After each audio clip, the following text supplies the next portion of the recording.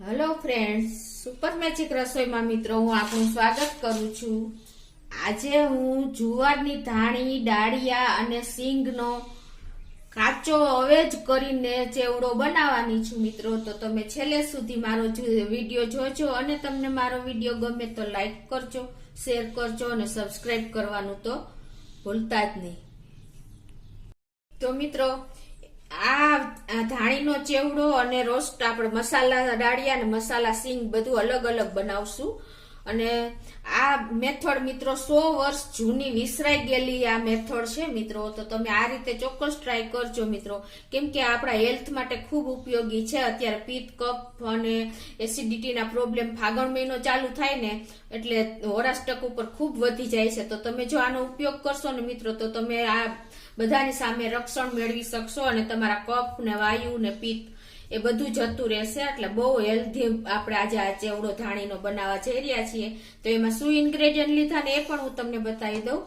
એમાં મેં 100 ગ્રામ આપણે જુવારની ધાણી જે અત્યારે એકદમ ફ્રેશ મળે છે એ લીધી છે, અને આ મેં 150 ગ્રામ મેં સિંગ લીધી છે જે ફોતરા ઉતારી નાખ્યા છે, આપણે જે મસાલા ખારી સિંગ આવે છે ને એ જ છે। અને આ ડાળિયા મેં લીધા છે 200 ગ્રામ જેવા, એક ફોતરા વાળા જ લીધા છે મિત્રો। એને આપણે ફોતરા નથી ઉતારવાના ને એકદમ સોફ્ટ ડાળિયા હોય ને એવા ડાળિયા લેવાના છે। અને રૂટીન મસાલામાં સંચર, મરીનો પાવડર, મીઠું, તેલ, ઘી, હળદર, હિંગ અને લાલ મરચું અને ધાણા જીરું એટલા ઇન્ગ્રેડિયન્ટ આપણે જોશે મિત્રો। તો હવે આપણે બનાવવાનું ચાલુ કરીએ।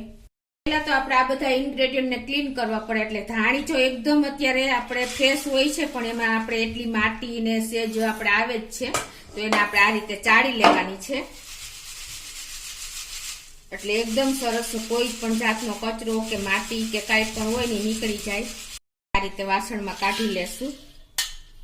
તો આ જ રીતે હું બધી ધાણી ચાળી લઉં છું। ધાણી મેં ચાળી લીધી છે અને આટલો કચરો જો તમે જોઈ શકો છો કે માટી ને એકદમ દાજેલી કોઈ ધાણી, ઝીણો કચરો બધું નીકળી જશે, એટલે ખાસ ચાળવી જરૂરી છે। હવે એ જ રીતે આપણે આ ડાળિયાને પણ સેજ ચાળી લેશું, એટલે કાંઈ પણ કચરો કાંઈ હોય તો નીકળી જાય। અને એને પણ આપણે આ રીતે અલગ વાસણમાં લઈ લેશું।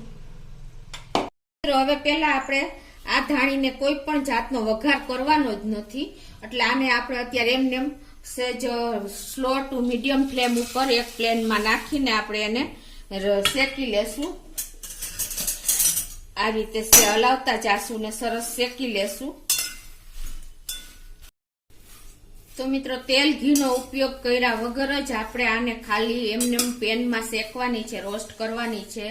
7 થી 8 મિનિટ તમારે આને રોસ્ટ કરતા થશે મિત્રો, અને એનો કલર ચેન્જ ન થાય એનું પણ તમે થોડું ધ્યાન રાખવાનું છે। એકદમ સ્લો ટુ મીડિયમ ફ્લેમ ઉપર તમારે આને રોસ્ટ કરવાની છે। તો મિત્રો જો 8 મિનિટ જેવું થઈ ગયું છે અને તમે જોઈ શકો છો જો આપણી ધાણી પણ એકદમ સરસ કટકા થઈ જાય છે। જો આ રીતે તમારે એને રોસ્ટ કરવાની છે। આ સ્લો ફ્લેમ ઉપર કરશો એટલે એકદમ સરસ અંદરથી ગમે એવી હવાઈ ગયો હશે ને તો પણ સરસ થઈ જશે। તો 8 મિનિટ થઈ ગઈ છે અને આપણી ધાણી પણ એકદમ ક્રન્ચી થઈ ગઈ છે, સોલ્ટી સેજ હોય જ છે ઓલરેડી।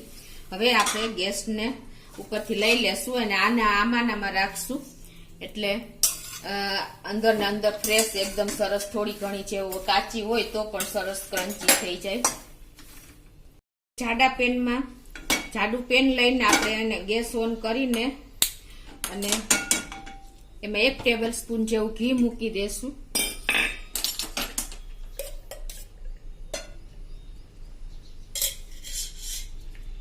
ઘી બહુ આપણે ગરમ નથી કરવાનું। હવે એમાં આપણે 2 પિંચ જેવી હિંગ નાખી દેશું અને 2 પિંચ જેવી આપણે હળદર નાખી દેશું। અને એમાં આપણે જે આ ડાળિયા ફોતરા વાળા જે એકદમ સોફ્ટ ડાળિયા લેવાના છે, આ ડાળિયા આપણે અત્યારે 150 ગ્રામ નહીં પણ 200 ગ્રામ લીધા છે, એને આપણે આમાં એડ કરી દેશું। હવે એને આપણે એકદમ સ્લો ફ્લેમ ઉપર જ આને આ રીતે આપણે ચલાવી લેશું ક્રન્ચી થાય ત્યાં સુધી। જો કે ઓલરેડી ક્રન્ચી જ છે પણ એકદમ સરસ આપણે ગેસ ઉપર એકદમ કકરા થઈ જાય ને ત્યાં સુધી આપણે આને હલાવશું। મિત્રો આ ડાળિયા તમે ખાલી એમને ખાવ ને અત્યારે આ રીતે તૈયાર કરીને. તો અત્યારે તમારે કફ કે ઉધરસ કાંઈ પણ હોય ને તો તમારે એકદમ જલ્દી ગાયબ થઈ જશે. આ એટલું કામ કરે છે કેમ કે આમાં પ્રોટીન ફૂલ હોય છે, વિટામિન એટલા હોય છે અને કફ માટે તો અક્ષી દવા છે. તો આ રીતે આપણે આને 5 થી 6 મિનિટ આ રીતે રોસ્ટ કરશું. અને ગેસની ફ્લેમ તો મિત્રો લો જ રાખવાની છે, તો જ આપણા ડાળિયા એકદમ સરસ જો કલર ખીલીને હળદરનો બહુ સરસ આવી ગયો છે. તો મિત્રો જો આપણે આ ડાળિયા ઘીમાં શેકશું ને તો એનો ટેસ્ટ અનેક ગણો વધી જશે મિત્રો. કેમ કે પહેલાના સમયમાં આ રીતે જ ડાળિયા શેકતા અને કોઈ જાતની દવાના ઉપયોગ વગર ખાંસી, ઉધરસ કે કફ કાંઈ પણ હોય ને એ નીકળી જતું. હવે આપણે આ ગેસ 6 મિનિટ થઈ ગઈ છે અને આપણે ગેસ બંધ કરી દેશું. અને આપણા ડાળિયા પણ એકદમ સરસ જુઓ તમે લાઇટ યલો બ્રાઉન જેવા એકદમ મિક્સ કલરમાં તૈયાર થઈ ગયા છે અને એકદમ ક્રન્ચી થઈ ગયા છે. હવે એમાં આપણે 1 ટીસ્પૂન જેવું આપણે સંચર પાવડર નાખી દેશું આ રીતે. અને 1 ટીસ્પૂન જેવો આપણે 1 નહીં પણ 2 ટીસ્પૂન જેવો આપણે મરીનો પાવડર નાખી દેશું. આનાથી મિત્રો આપણા ડાળિયાનો ટેસ્ટ એકદમ ક્રન્ચી અને એકદમ એટ્રેક્ટિવ થાય છે. આપણને ખાવાની ઈચ્છા જ થયા રાખે એટલા સરસ આપણા ડાળિયા બને છે, તૈયાર થાય છે. તમે ખાલી આમને ખાશો ને તો પણ તમને મજા આવશે. આ રીતે તમે જોઈ શકો છો કે આપણા ડાળિયા ઉપર કોટિંગ થઈ ગયું છે મરીનું ને સંચરનું, એકદમ સરસ, એકદમ ચટપટા લાગે છે. તો હવે આને આપણે એક વાસણમાં લઈ લેશું એટલે આપણો મસાલો પણ દાજે નહીં અને સરસ ઉપર કોટિંગ રહીએ.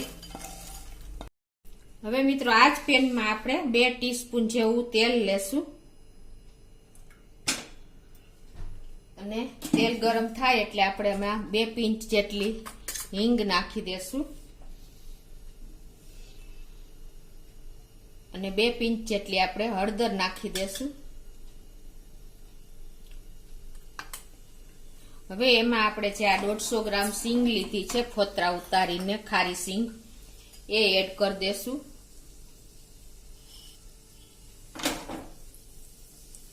સિંગ ઓલરેડી રોસ્ટ કરેલી જ છે, શેકેલી જ છે એટલે આપણે બહુ નહીં શેકી. 1 થી 2 મિનિટ જ આપણે સ્લો ફ્લેમ ઉપર જ આ રીતે મિક્સ કરી લેશું. મિત્રો આ સિંગ પણ આપણને પાચનમાં મદદ કરે છે, સંચર મીઠું નાખી છે એટલે એકદમ સરસ આ મસાલા સિંગ તૈયાર થાય છે. તમારે ચેવડા વગર એમને એમ ખાવી હોય તો બહાર જેવી જ એકદમ બાલાજી જેવી જ આપણી આ સિંગ તૈયાર થાય છે મિત્રો. તો મિત્રો 2 મિનિટ થઈ ગઈ છે અને આપણી સિંગ ઓલરેડી જો આ રીતે તમે ઉછાળીને શેકશો ને એટલે એકદમ સરસ શેકાઈ જશે. તો હવે આપણે ગેસ બંધ કરી દઈએ છીએ અને હવે એમાં આપણે જોઈતા મસાલા કરી લેશું. તો એમાં આપણે 1/2 ટીસ્પૂન જેવું આપણે સંચર પાવડર નાખશું. આપણી સિંગ સોલ્ટી જ છે એટલે મીઠું બિલકુલ નહીં નાખી. અને 2 ટીસ્પૂન જેવું આપણે કાશ્મીરી લાલ મરચું નાખશું અને 2 ટીસ્પૂન જેવું આપણે ધાણા જીરું નાખશું.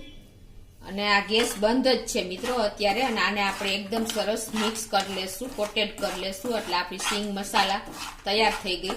તમે જોઈ શકો છો એનો કલર કેટલો ખીલીને આવ્યો છે. આ રીતે આપણે એકદમ બહાર જેવી જ લુકમાં અને ટેસ્ટમાં બંનેમાં એવી જ તૈયાર થઈ છે. તો આને આપણે એક વાસણમાં લઈ લેશું.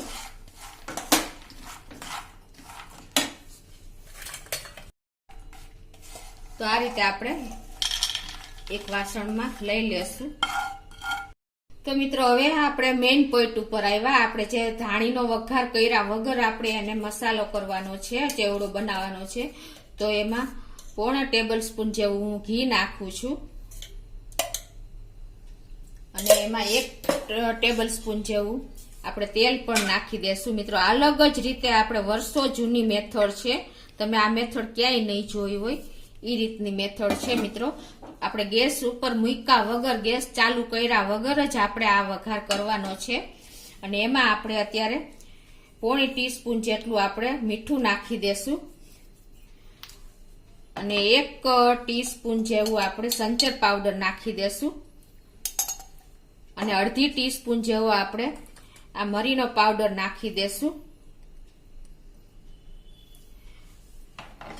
અને અડધી ટીસ્પૂન જેવી આપણે હળદર નાખી દેશું અને 2 ટીસ્પૂન જેવું આપણે કાશ્મીરી લાલ મરચું નાખી દેશું અને 2 ટીસ્પૂન જેવું આપણે ધાણા જીરું નાખી દેશું અને આ બધું મિત્રો આપણે એકદમ સરસ ફેટીને તૈયાર કરી લેવાનું છે, મિક્સ કરીને આ રીતે. મિત્રો પહેલાના સમયમાં આપણે વડવાઓ આપણે આ રીતે જ વઘાર કરતા, ક્યારેય ધાણીને વઘાર ન કરતા, પણ આ રીતે ઉપર કોટિંગ કરતા, આ રીતે કાચો મસાલો જ તૈયાર કરતા. તમે જોઈ શકો છો એકદમ સરસ આપણો મસાલો તૈયાર થઈ ગયો છે. આ રીતે આપણે ગેસ ચાલુ નથી, બંધ ગેસે જ આપણે આ બધી પ્રોસીજર કરવાની છે મિત્રો. આપણે જો 1 મિનિટ ફેટી લીધો છે બધો મસાલો, એટલે એકદમ સરસ આપણો મસાલો પણ ટેસ્ટી એવો તૈયાર થઈ ગયો છે. અને હવે એને આપણે આ જે ધાણી આપણે રોસ્ટ કરી હતી ને પેનમાં, એ જ પેનમાં આપણે થોડો થોડો એડ કરતા જાશું. આ રીતે તમે જોઈ શકો છો થોડીક ધાણી હું કાઢી લઉં છું અલગ જ. થોડીક ધાણીમાં આપણે 1 ચમચી જેવું આપણે એડ કરતા જાશું અને એને આ રીતે આપણે હાથેથી પણ કરતા જાશું. તમે જોઈ શકો છો આ રીતે આપણે, એટલે બધી આપણી ધાણી જે જુવારની ધાણી છે ને એ કોટેડ થઈ જાય. અને આપણે ગેસ ઉપર બિલકુલ નથી ચડાવવાનું હવે આ રીતે. અને પાછું આપણે આમાં થોડીક ધાણી એડ કરશું અને એમાં પાછું આપણે 1 ચમચી જેવું આપણે આ મસાલો એડ કરી દેશું. મિત્રો આનો ટેસ્ટ પણ ઘી ને તેલ આપણે મિક્સ કર્યું છે અને બધા મસાલા છે રૂટીન, તો એકદમ સરસ એટ્રેક્ટિવ ટેસ્ટ આવે છે. આપણે મોઢામાં મૂકતા આપણને પાણી આવી જાય એવો સરસ ટેસ્ટ આવે છે. હવે પાછી આપણે જે ધાણી છે એ એડ કરી દેશું થોડીક અને પાછું આપણે આ જે મસાલો છે આ રીતે લેયર બાય લેયર કરતા જાશું. તો જો આ રીતે આપણે એકદમ બધો કાચો મસાલો જ આપણે તૈયાર કરીને આમાં મિક્સ કરી દીધો છે. તમે જોઈ શકો છો આ રીતે તમે જો જુવારની ધાણીનો ચેવડો આપણે હોળાષ્ટક ઉપર બનાવજો મિત્રો ચોક્કસ, અને પછી મને કોમેન્ટમાં જણાવજો કે આપણો ચેવડો કેવો બન્યો છે મિત્રો. હવે આને સર્વ કરવાની રીત પણ હું તમને બતાવી દઉં.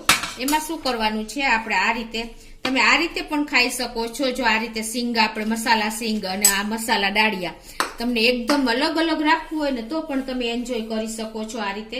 અને ચેવડાની રીતે તમારે બનાવવું હોય ને મિત્રો તો આ રીતે તમારે 1 લેયર આ ધાણીનું કરવાનું છે અને એની ઉપર આપણે પાછા આ રીતે દાળિયા એડ કરશું, મસાલા દાળિયા જે આપણે બનાવ્યા છે ને એકદમ આ રીતે. અને એની ઉપર આપણે સિંગ એડ કરશું.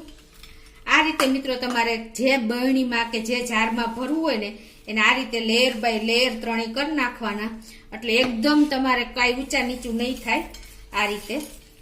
અને આ રીતે આપણે બધા લેયર તૈયાર કરી લેશું મિત્રો.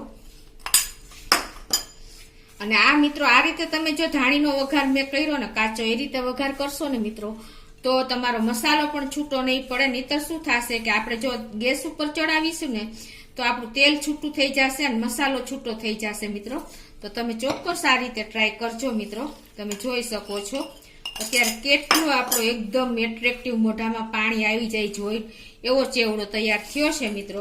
તો તમે ચોક્કસ આ રીતે ટ્રાય કરજો અને તમને મારો વિડીયો ગમે તો લાઈક કરજો, શેર કરજો અને સબસ્ક્રાઇબ કરવાનું તો ભૂલતા જ નહીં.